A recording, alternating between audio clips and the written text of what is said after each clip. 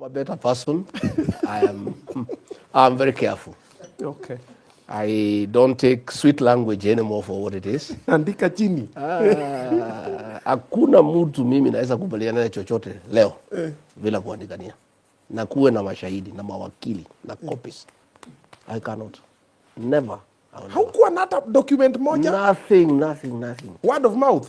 Word of mouth. I got you, good. You got me, let's go.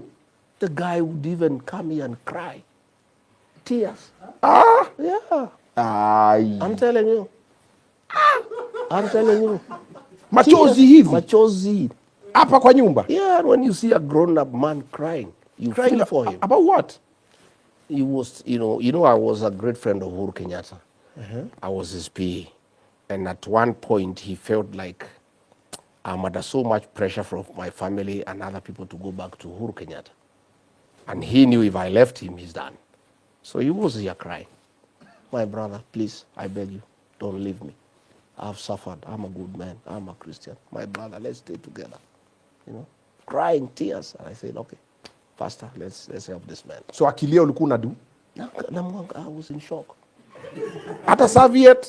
Sasa mtu mzima analia machozi anakulilia. Please, my brother, don't abandon me. Yeah?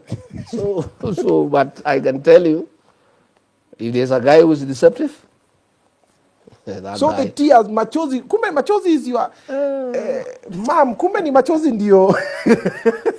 If there's a woman crying or children, you take it just so lightly.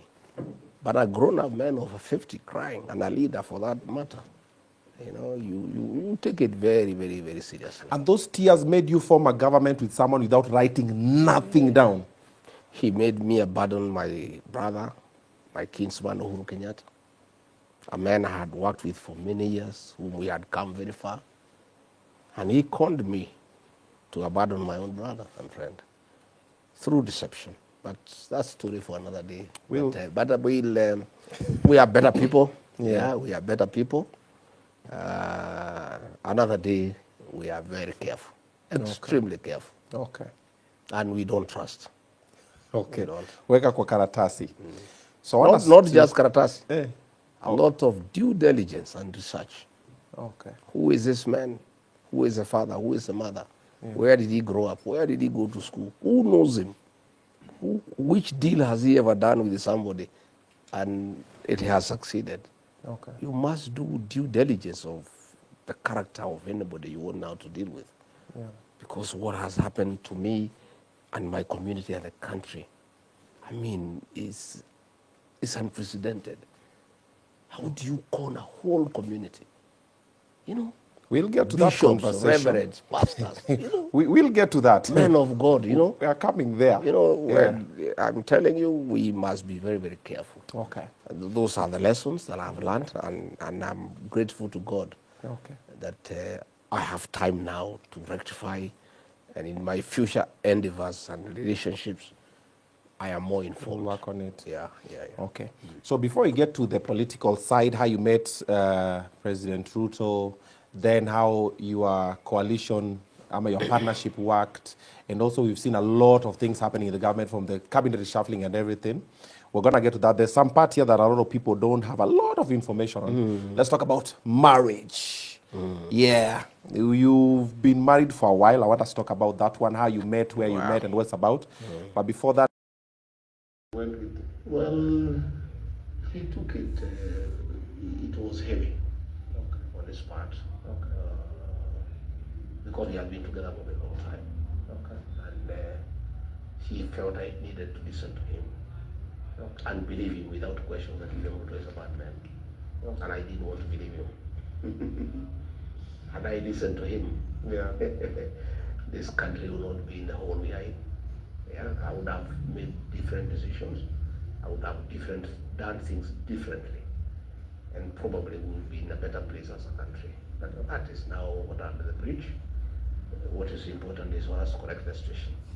And that's what I'm working on now. That is my focus. To correct the situation. I used a lot of energy to make William Ruto president. And I'll double or triple that energy to correct the mistakes that I made. Okay. So I'm a busy man, extremely busy. Okay. Extremely busy and focused to undo the damage that I brought to this country. Okay. And God willing, in the fullness of time, I'll make it up for the people of Kenya by correcting the mistakes that I made. Kenya's problem. Because if the Susan Akumisha was a problem in the Ministry of when she was changed and Deborah brought, they would have been changed. Deborah has been changed and Aden Duale has been brought, nothing has changed. Yeah? Professor Ndongo was removed as Cabinet Secretary for Nursery. John Badi has been brought, nothing. Yeah? Nick left Interior, Chumba has come, crime is even worse. All these people who have been changed. It's a game of musical chairs. But the problem is not these ministers. The problem is the president, because he does everything in this country. Those ministers have said many times, and they are very apt, because they know it's the truth, but they don't want it to be said. They are mere flower girls. The president has more advisors than ministers. But the problem is the president advises the advisors on how to advise him. You know? So it's what you call a zero-sum game. You know?